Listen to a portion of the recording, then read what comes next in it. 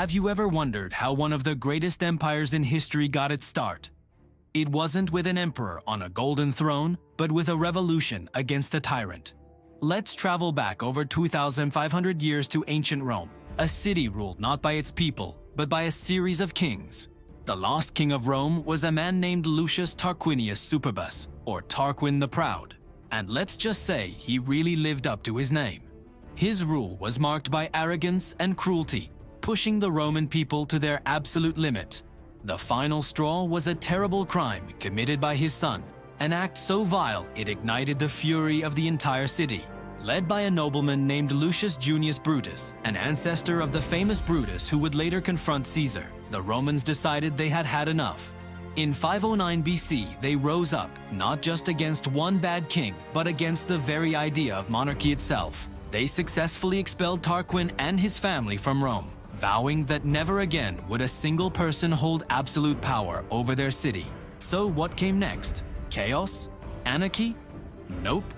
The Romans were brilliant innovators. They created something revolutionary, a republic. The word republic comes from the Latin res publica, which literally means the public thing or the public affair. The power now belonged to the people. But how do you manage a whole city? They established the Senate. Picture this: a grand assembly of Rome's most experienced and respected citizens, the patres or fathers of the state. These senators weren't kings, they were advisors, lawmakers, and diplomats.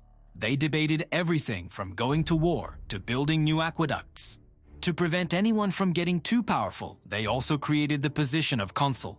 2 consuls were elected each year to lead the city and the army, but they could veto each other's decisions, ensuring a balance of power. This new system wasn't perfect, of course. There were constant struggles between the wealthy patricians and the common plebeians, but this very struggle, this constant negotiation and compromise, is what made the Republic so dynamic and resilient. It was this foundation, the overthrow of tyranny and the creation of a government by the people, that set the stage for Rome's incredible expansion from a small city-state into a world-dominating power. The spirit of the Republic, its ideals of duty, liberty, and law, echoed for centuries.